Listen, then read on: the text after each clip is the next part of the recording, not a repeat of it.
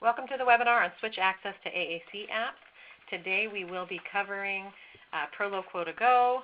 We'll be touching on Sounding Board just very quickly because it's one of the easiest and will familiarize those who have no experience with Switch Access to AAC apps on how to access. We'll touch on GoTalk apps, Compass app, Proloquo for text, Predictable, and then hope to get you some resources on a few other apps such as LAMP and AVAS. Someone starting out the webinar mentioned TouchChat, and I had stated that currently it is not the best choice for a Switch user. Let's go ahead and share my desktop, and I'll need to do a little bit of fumbling around here to get to the resources. And if you're having trouble seeing this, you may want to go to full screen on the webinar system on your end to be able to see this more clearly. So I have sent you all a handout, and I will send it in a follow-up as well. It's just a quick reference guide to Switch Access to AAC apps. It includes the apps that I mentioned, and I will add in, probably not right away, but within the month, I can add in the ones that we did not include in this handout. So you have some terms. We have some more terms about scanning, which we'll touch on in the course of the webinar as they are relevant. And then we have each app and some information about how to access that app via switches. So you see Sounding Board, and you'll see Proloquo, and some information on the side, as well as resources. So one of the main purposes of this webinar is to equip you with some links. So that if you need to access Proloquo, you have something you can view, and you have this handout with some information because there's a learning curve for sure. And often we don't address this necessarily every day as speech therapists and OTs and AT specialists. We address it as the need arises with a student, and so you need resources to familiarize you with how to do this. Another resource I will send out is an interface resource, and this just goes over the different interfaces available and how they function. And today I'll be using the second one. Let me make this a little bigger. Whoop. The second one on the list is the Bluetooth interface. It's nice to use for trainers and for the therapist because it has the built-in switches, so you don't have to have the switches with you because you already have switches built in. Those are rarely the switches the students are going to use because often these kids would not be able to do that kind of movement to activate these switches so precisely.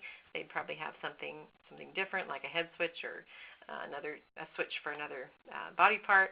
So this goes through the different types of interfaces as well as joysticks that work with the iPad. And just to preface that, you're not using a joystick with the iPad in the same way you're using it as a computer. You're really scanning like it's 4 switches, or you're using it as a touch point, but we won't go too deeply into that. That's another webinar. Okay, so those are the 2 handouts. I'm going to go ahead and close the interface one because we're not going to dwell on that today. I like to keep this one open in the background, so hopefully we can pull it up when we're on the specific app. Okay, I've got lots of things open. I was going to show just a couple videos to just highlight the kids we're talking about, and also you'll see that 2 of the kids are Switch users, but the first one is not, but definitely highlights the type of students that we're talking about. This was on the PACER website. They have a series of websites on kind of introducing assistive technology. You will hear the audio through my computer, so through your phone, and it'll be a little glitchy. That's just the way this webinar system is working right now.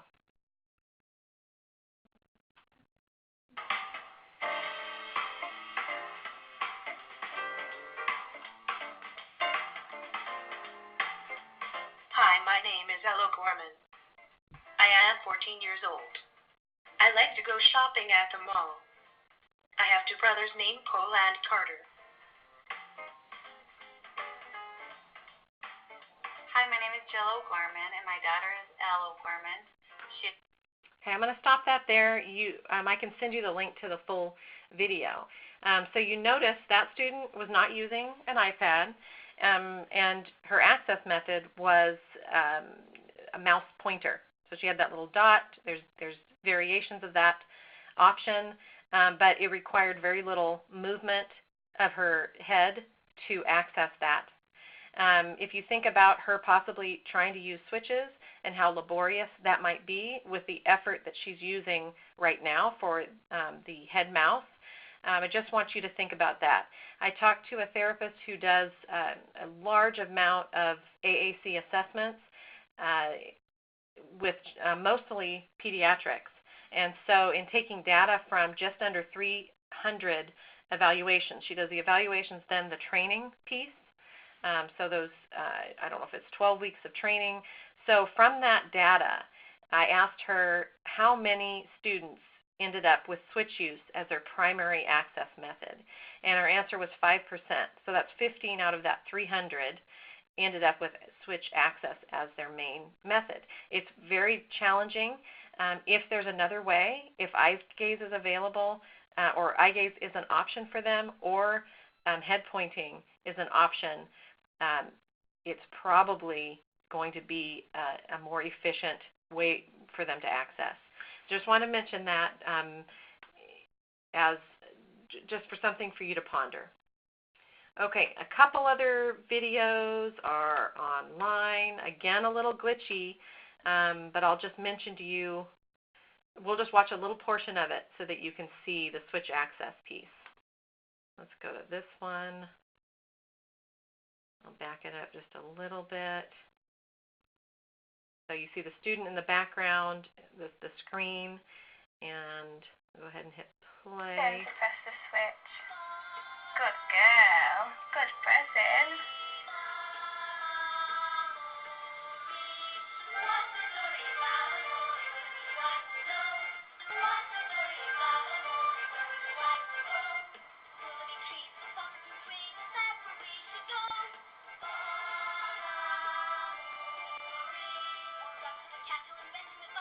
Okay, so that plays for a certain amount of time. You can see she's using switches with a computer, right? But I just wanted to highlight, I started that video a little bit in the middle, but initially to start, the person working with her had to put her hand over the switch. And then each time she accesses, she's just barely touching. But she started out looking like she was very disengaged, and then the music started, and she was loving it. And then she accesses it several times.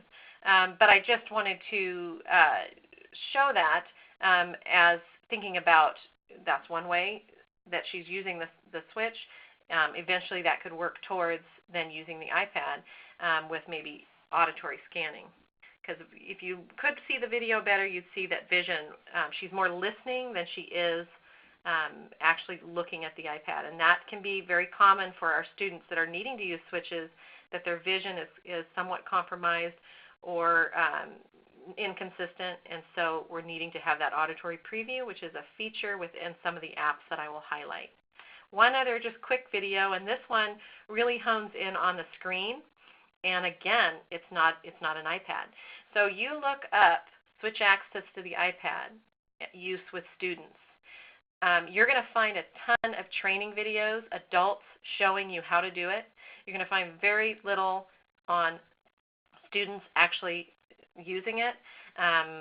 So I don't know what that tells me other than, because there's a lot on dedicated devices. So a lot of videos out there looking at the Dynavox and the Tobii, utilizing those with switches and different access methods. Not a ton on the iPad, and maybe that's because promotion, you've got big companies behind those other two. But I think also we have to note, they've been around a long time as well, but there are a lot more settings historically in those dedicated devices around that provide success for the student, that provide multiple means of access, meaning they could use head pointing. They could use switch use depending on their fatigue level. But I wanted to show this video because for the new user that hasn't done a lot with scanning, it's going to show you how the student is scanning through options, and that's going to be similar to what you'll see on the iPad. So on the left-hand side, there is a switch. We can't see the second switch, but we can see the switch in the front here next to the person's head. So let's just watch a little bit. There'll be very little sound to this besides some clicking. I'll try to turn it up as high as possible, but visually you should see the scanning.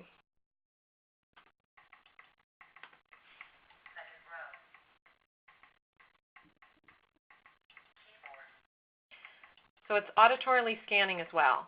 You're scanning to different options, and it says first row, home.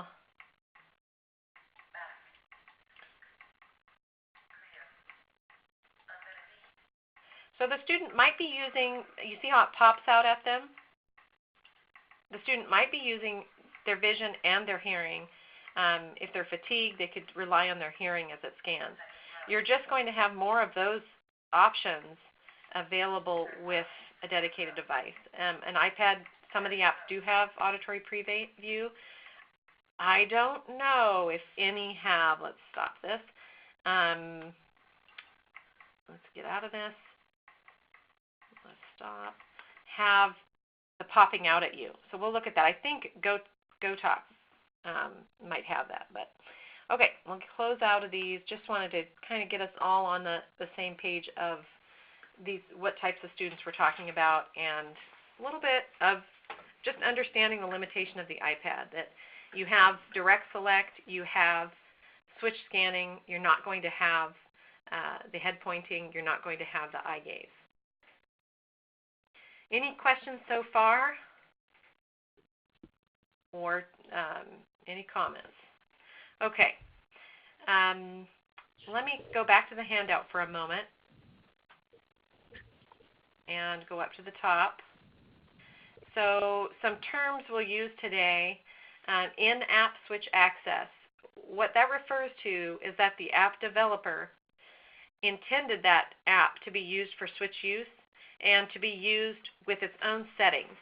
So a good way to know if an app is switch accessible within itself is to go to the settings and see if there's something called an access method. If you see switch access, something like that, you'll know that, oh, okay, they built it into this, so we can access it that way. Switch control, on the other hand, is something that Apple has created to use with apps, and some AAC apps use switch control. We're going to end the webinar with one that only allows switch control, does not allow in-app switch use. In the handout, you'll notice that I refer to this, and I state, so for sounding board, can we use it with switch control, which is the Apple's built-in method? Yes, we could do that. In-app switch access, yes, it has that as well. So you're going to, this is where the learning curve comes in.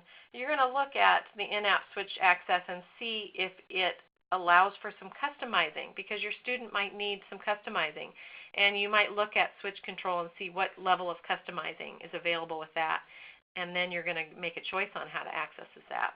There's other apps, on the other hand. Let me go down. Okay, Proloquo. Can we access it with switch control, the Apple built-in switch program? Not program, but accessibility feature. Yes, you can, but it reduces your customizability for your user.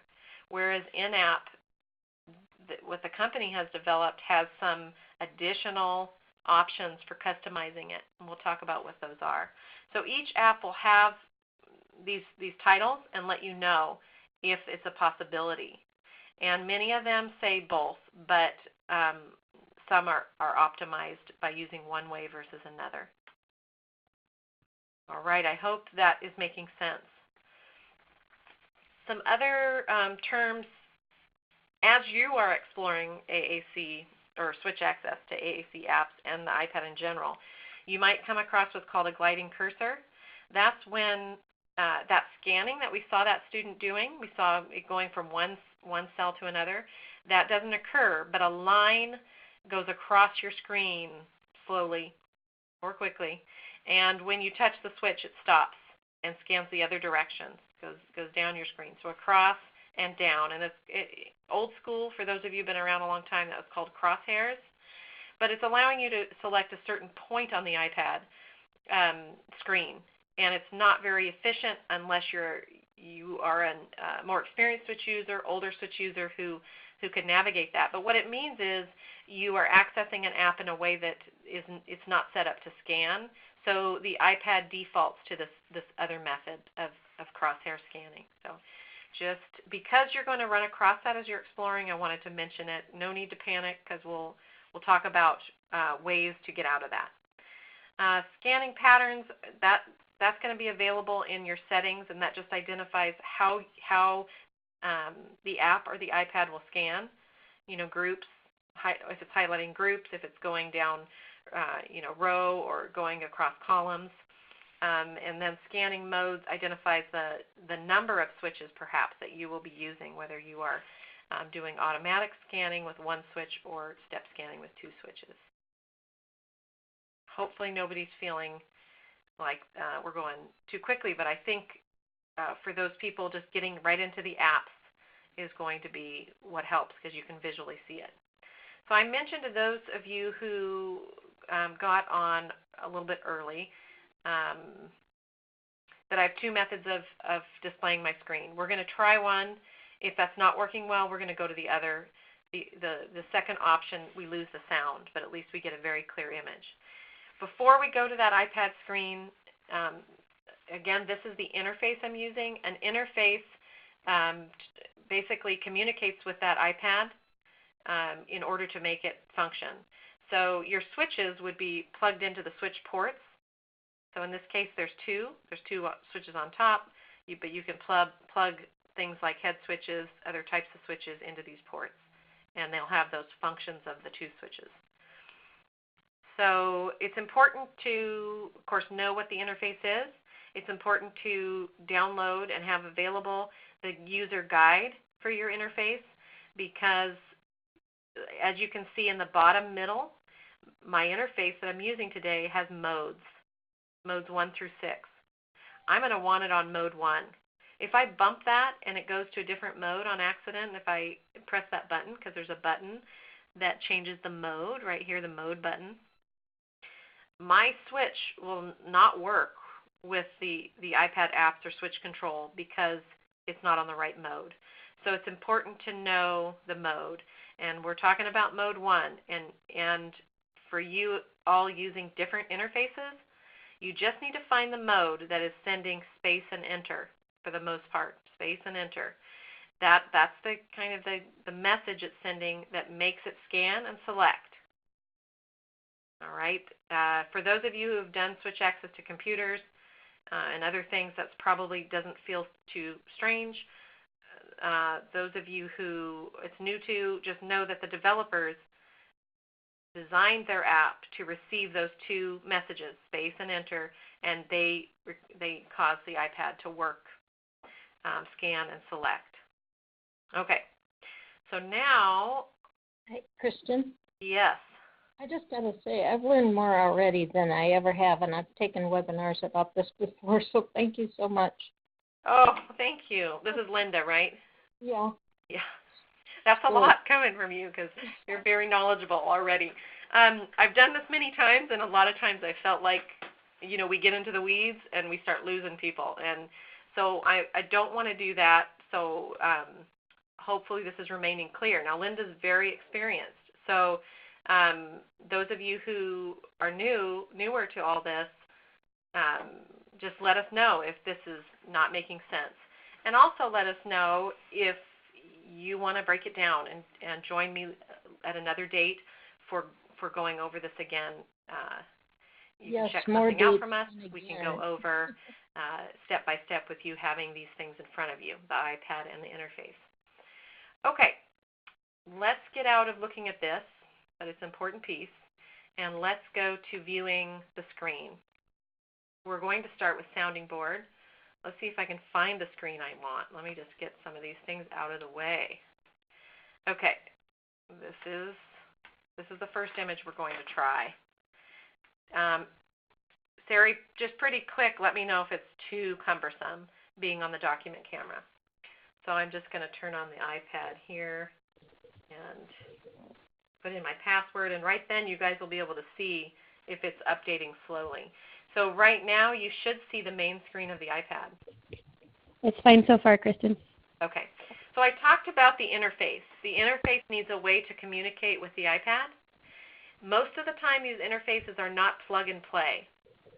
There's a few on the market that you can plug into that power port, the lightning port, and do switch control. Some we're working on app control, which would send that space and enter I talked about. I don't know if that's happened yet. After ATIA, I'll let you know if there's some plug and play, because some people just want that. They don't want to deal with pairing and Bluetooth and all that. So for now, we're using one that's Bluetooth, and most of them are. So you need to know that you have to go to Settings, and that's hopefully adjusting so that you can see it. And on the left-hand side, you see Bluetooth, and it's on.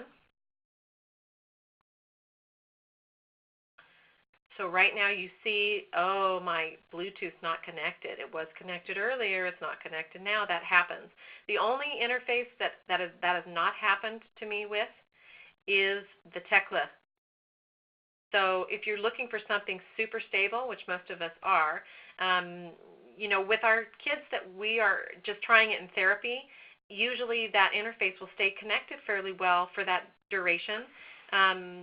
If you're wanting all day long connection that's staying with that iPad, the Tekla is the best.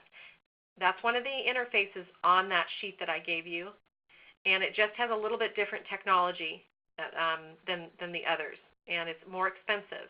I think we're talking about just under $200 for the Bluetooth. That's something that someone might look up while we're chatting.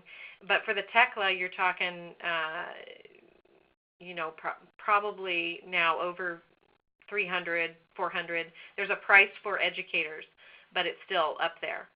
But if, as the student develops and you want a stronger interface, you're going to go with something else. So because it's not connected, I'm just going to touch it and hope that it finds my interface and connects pretty quickly.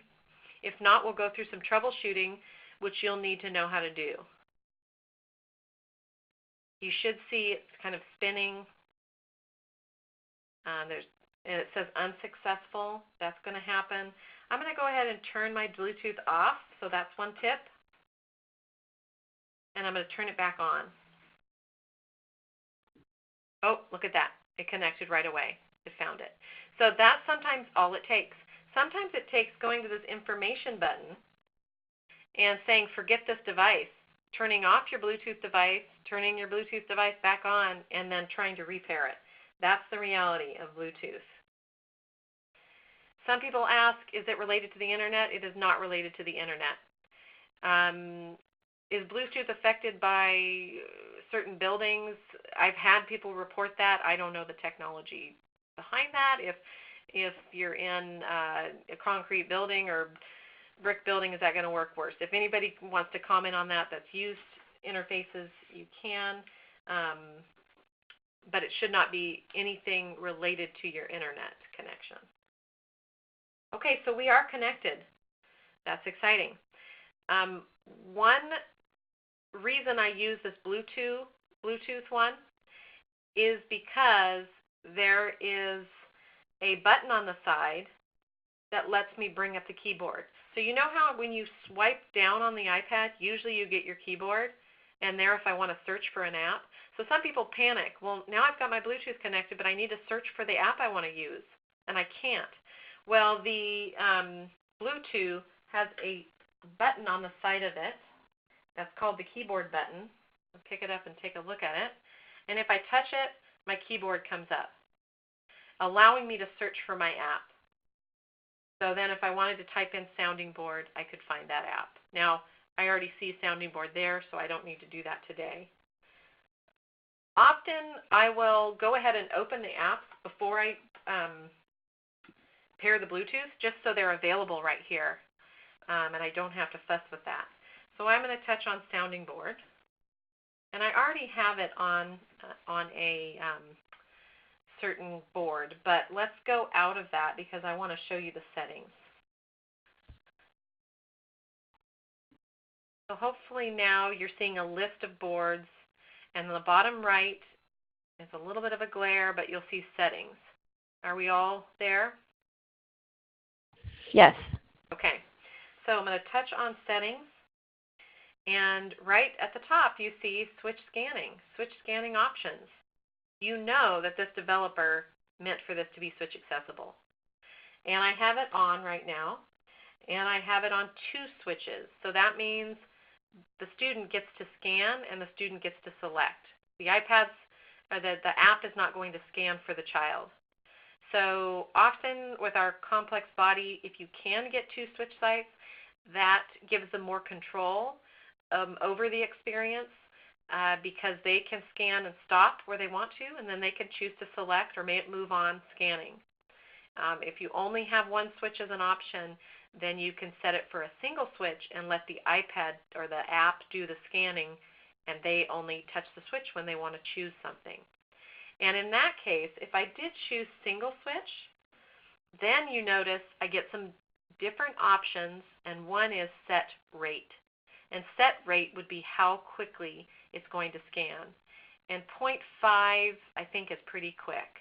So you may add, or it's at 1 second right now, so that might work. Some students I've had to go up to 1.5, 2, just so they have the opportunity to not panic about it scanning to the next thing, but they have time to select. Let's keep it on 2 for demonstration.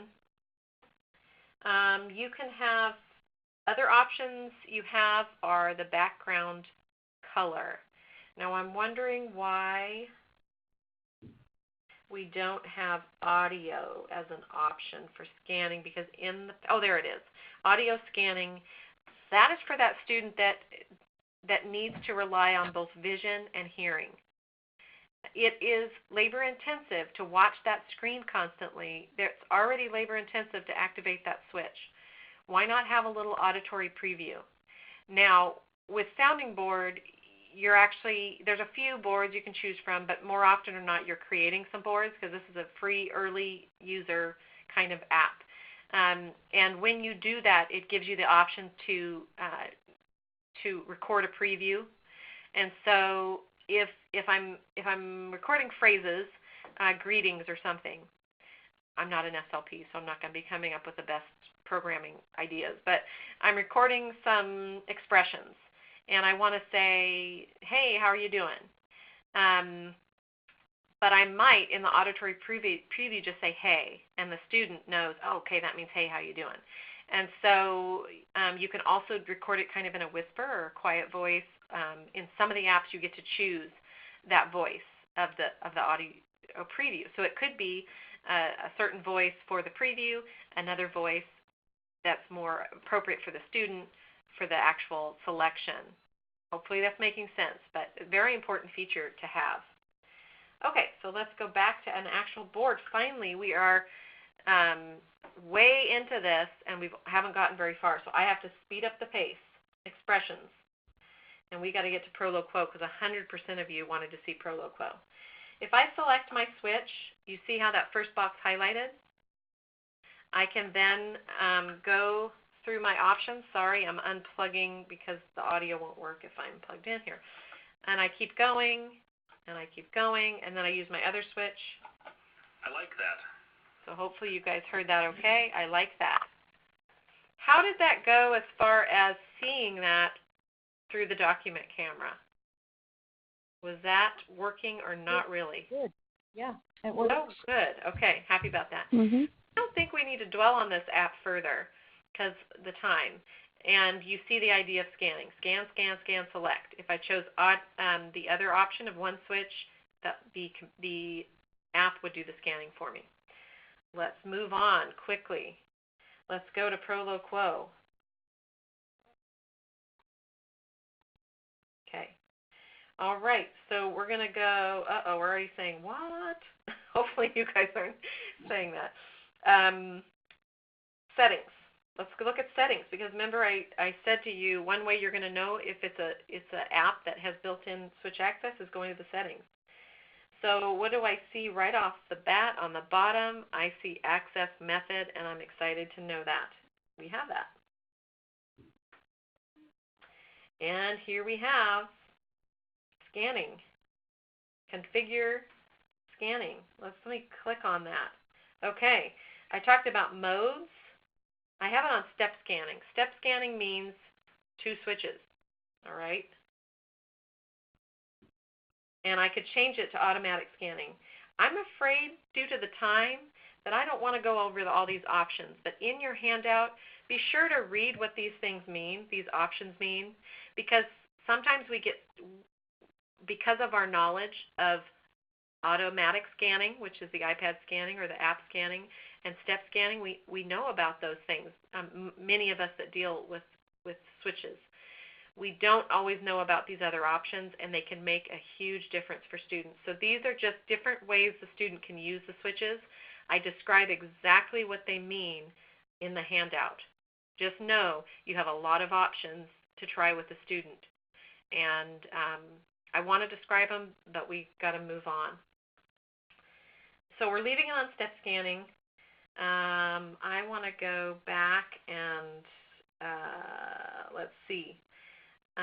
What else do I want to highlight here? Okay, you see how you could, it asks, which is a stepper switch? So that means the scanning switch. And in my document, I talk about stepper and picker. Different apps use different terms. So the stepper is the scanner.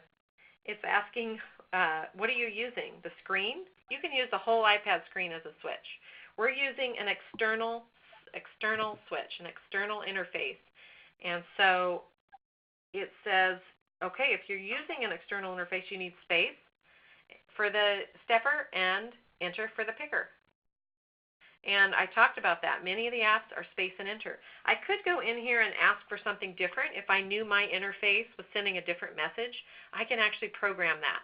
But I don't need to because they've made the interfaces with that option. Okay, I think we already have this on, and we don't need to talk further about things. We need to just go on to trying it. In this particular case, I have sat here longer than I wish to admit to you, pressing my switch going, why isn't this working? Why isn't I've got it all set up right. Why isn't it working? Well, you see the blue arrow flashing at us and the prompt that was given quickly that I always miss. But that said, you need to touch this button and then you can start scanning. So basically, that button needs to be touched by the practitioner, by the therapist, by the person working with the student to start that scanning. And it's kind of to give them that heads up of, here we go, now we're going to be able to scan. Okay, so now when I touch my switches, you see the blue highlight around the top window. I touch it again. Now I'm going to select the grid. And now I want to select my first row, touching the switch. And now I want to select I, touching my picker switch. And I want to select the first row and I. Now, do you see how many hits that took me to say I? It's the therapist and OT kind of together's job to figure out what layout and how many layers we're going and where we're going to start with the student to give them success right off the bat. I'm not going to go into all those pieces, but it's very important that we make this simpler for the student. This needed to be a 3-hour class is what I'm thinking, because I want to go into that kind of stuff, but we can't. So basically scanning, selecting, choosing grids that are going to work well for the beginning switch user are important. Any questions so far on Proloquo and switch use? All righty. What you're going to find as we go through these apps is they're similar in their options. They might call things a little different names, but they're similar. Okay. GoTalk was another one. So I think, let me see if that's next on the list anyway. So we'll just keep going, and then I'll check with you. We may skip to Proloquo for text for you to see switch control. We'll just see what the time says. Okay, so we're going to GoTalk now. GoTalk Now. Kristen, did Prolo have audio as an Prolo, option? I believe, does have audio preview. I just didn't notice. And switch control does too. Let's just take a Okay. quick look. And it sometimes it's not actually in the switch settings because that's what it is. Proloquo would have it. It's not in the switch settings because other students may need it. So a student may be exploring and touching and want the preview and then touch again to get the full message. But I'm not remembering where it is right off the bat. Okay. That's okay. I was just curious. Okay. How about I address that in the follow-up since Yeah, that's I great. got off to a little bit of a slow start. Yep, sorry. Okay, so we'll go to GoTalk Now. I already had it open to the settings because I knew we needed to keep going through this. So the first item, you see scanning device type. And I have space and enter right there, okay? There's other options, but that's what we need for what the interface we have. You have some different options. Auto scanning, we could do that instead of the step scanning. So maybe I will just select that. Notice that you can choose to have the navigation buttons available or not. Often for an early switch user, you may not have those available, but hopefully you make some of them available pretty quick because we want them to be able to get out of something if they don't want to be there and go to other places. But sometimes you want it not available. We have grouping, and that's the way it scans. I think there's quite a few options related to grouping. The row, column, and then different ways that you could scan that may speed it up for your student. So don't be afraid to explore what those options are. Trying to think if anything's critical here. There's often you'll find the same type of things. When you do auto scanning, you'll find the rate because you're setting the rate of that scanning. So anyway, so there's the scanning settings, so you know it's built to be switch accessible within the app.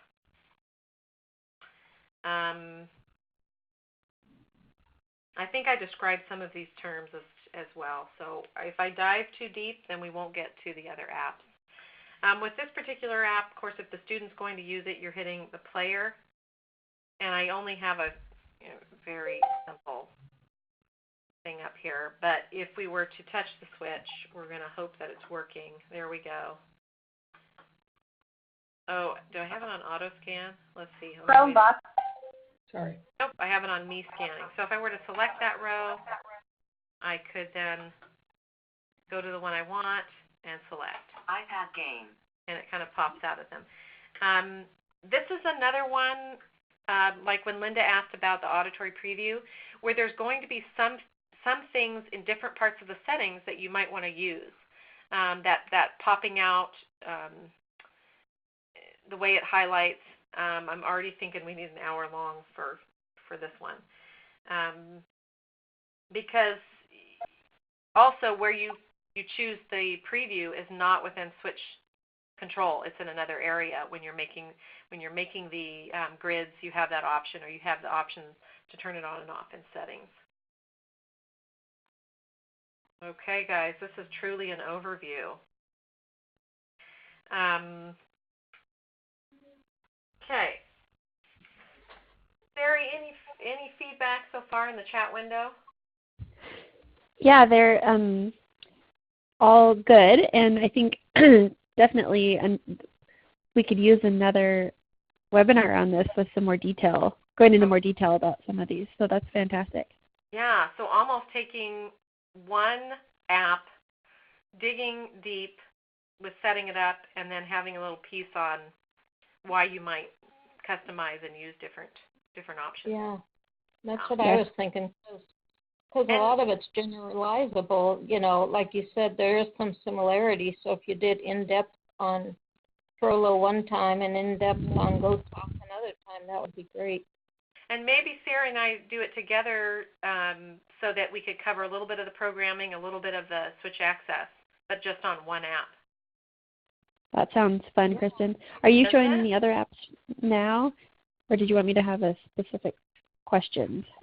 Oh, are there specific questions? I guess I Well- want feedback on maybe if you want to see Proloquo for text, I think was another one that was higher on the request. Let's so maybe do that. I'll show that one and then we'll take questions. And this Let's is do where you might feel like we're leaving you in the dust because I'm going to a little bit of a different method. Okay. Now, connecting the interface is the same, so I still, in Bluetooth, have my interface connected, and that's okay. That's great.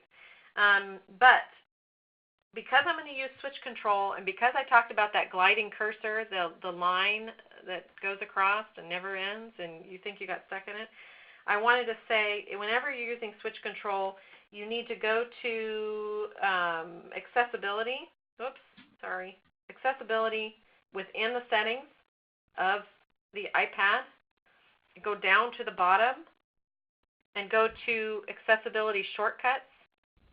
I'm hoping you're seeing that now, accessibility shortcuts. When you click on that, you have options to choose different things. I have switch control selected. That allows you to triple click the home button, which is here on the right-hand side.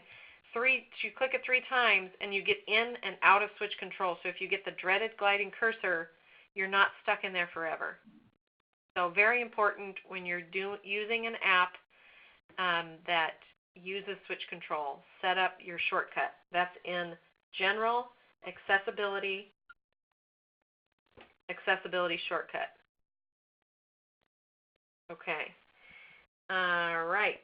Switch control is here. Because I already have that set up, I can triple click the home button wherever I am and turn on switch access. Let me just click into switch control and you can see that you can explore. Have tap behavior on always tap. That means when they touch the switch, it's going to do the action you want it to do. Otherwise, you're going to get in a lot of different menus that relate to someone that's very advanced, perhaps an adult or a high school user that goes into different things within the iPad, or just an advanced user that's going to need to control the iPad more. Even turn up the volume, which could be a younger user, but they need to be advanced in their scanning. Okay, so I know I can triple click the home button, turn scanning on. So let's just go to Proloquo for text. Kristen? Yes. Did you go to switch control now because Proloquo for text isn't a switch app? Or why did you go there now? So it is a switch app, but the company decided that for Proloquo for text, they would just go with the Apple's built-in switch control. Okay. Now, why would that be for this type of app? Yeah. That would be because a more advanced user is probably going to use something like Proloquo for text where they're spelling. They might be using word predictions, quick phrases. It's an older app. So that means they're probably going to want to get out of the app and do a lot of other things within the iPad and have that advanced skill to do that.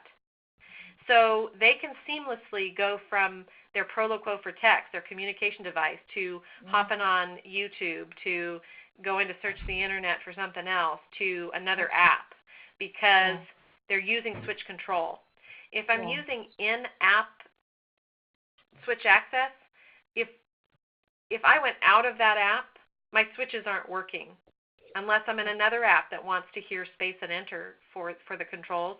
The iPad itself is not going to scan apps and let you into them, go to the internet and do things unless you're using the switch control. Okay, because it's a literate user, so we're assuming they'll be wanting to do some of those other things. Yes, I believe that's my thought behind why they might do that, because of course the company has the capability of making this an app that is switch accessible within itself, but they're making that decision that they'll want to do other things. So if I do go into settings, you'll notice I don't have like access method, because they know that you're using the built-in switch control. So that shows you that. So now I just need to triple click the home button and cross my fingers and hope it all works, right? So I'm going to triple click the home button to turn on switch control.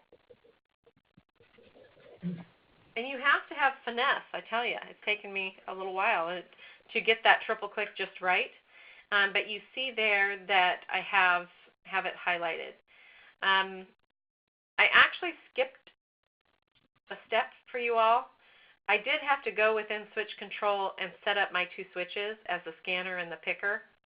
But I'm scared to just go diving into that because we're at 425. But that is another piece, is that within switch control, it'll say switches. You click on that and you tell it, I want to use an external switch, and you actually press the switch and tell it, call it my picker switch, and make it select the item. You're actually telling it that. So I did that already. So triple click. Oh, yes? The always tap, is that, we have a question, is that just when using Proloquo for text, or is that with other AAC apps too? The always tap is for any switch user that's not advanced. It's only for switch control. It doesn't have to do with the in-app. Okay. In-app. So if you're using Proloquo with the built-in scanning that's built into the settings of that particular app, you don't have to worry about always tap. If you're using control with an early switch user, you have to make that an option, and it's not by default. By default, it just lets you use that. Okay, so triple click. 1, 2, 3. I'm waiting for it to turn on. I'm going to select this. I'm going to scan to quick sentences. And I thought by now I'd know if it's going smoothly or if it's not, but I can't tell because I'll let you guys answer this. Has this gone smoothly or not so smoothly? Yeah. Okay. Yes. I'm not okay, here we go. This is going smoothly. This is going smoothly. Yeah. So you can see how it scans with that blue highlight around everything. If you wanted to change anything about the way this works, you'd have to go into switch control and just look at the options there. And that's a whole nother for the groupings, webinar. For groupings and things like that. Yes. Mm-hmm. Okay, so we're going to want some feedback right now on what you want a whole hour webinar on, or have we already kind of gotten that, Sari? Yes, it sounds like going depth into a few of the apps would be really helpful for most people. Okay. Yeah. Hopefully. And then. Oh, go ahead. Just there was a follow-up question about the always tap. Can you leave that on all the time, or it'll mess up in the app switch control? No, and let me just show you real quick what will happen. Okay, 1, 2, 3. So you can see I can scan the whole iPad. If I don't have always tap on, let's just show you what happens so that you know. Let's go to default, and then I'm going to scan the whole iPad. 1, 2, 3. So my scanning should come on. I can scan the rows. If I select it, let me go to something that I could select. iBooks. I have no idea if we have iBooks on here. Okay. Instead of just choosing iBooks, this option comes up. If I want to actually tap on iBooks, I have to go down to this bottom part, and it's scanning, and I have to choose it and then say tap. So I have 3 taps to get into that. Oh, we have Pete the Cat, and we can make that switch accessible too, but that's another webinar. But you see how that menu came up? And let me just choose it again, choose. And I'm going to scan. I could scroll left or right. So for that user that wants to scroll to a different page, that's great because they want to go find other things. But for the student that just needs to select it and have that thing open, That's not a good thing because then I've got all this scanning to do on this. And it's hard for me to get out of. Look, I'm stuck here. I don't even know what to do. I really don't. I don't remember. And so I'm going to triple click on out of here and get the always tap. I have worked with a little bit advanced user, and then we've learned you can actually select what's in that menu and all that, but a whole nother day. But I'm going to go ahead and put that back to always tap, and that means it'll open up the item right when you Great. Kristen? Mm-hmm. It's 4:30. I was wondering if do you want to talk about our webinar series and any what that would look like as far as timing when we had the webinars that you're thinking about next, or? I think it's you and I putting our heads together. Okay. There's a lot that we're doing, and I think this is on Sari and I's heart. We love to do this, and we love to problem solve it with you. We'll just have to maybe reply to this group. We'll have your list, this list of this class group, and once Sari and I figure out what we can do as far as training on this, then we will send you some dates, and these will be webinars we could definitely record and get up on our YouTube channel. Yeah. And then we have, do you know offhand, Kristen, just upcoming webinars? I know that Nikki Carubia is doing some webinars that focus on one app. So she'll do touch chat, and she'll do a few others, I believe. I don't know how far they go into scanning, so that's another piece. We can ask Nikki if it's something I join and I touch on the switch access part, not of touch chat because I don't want to do that, but of one of the others like Proloquo, or if you get familiar with the app itself with her, and then Sari and I go further into some other things. I'm not thinking right off the bat what in our series is AAC. I know there's some low-tech AAC we're doing, and then Nikki's doing kind of app overviews.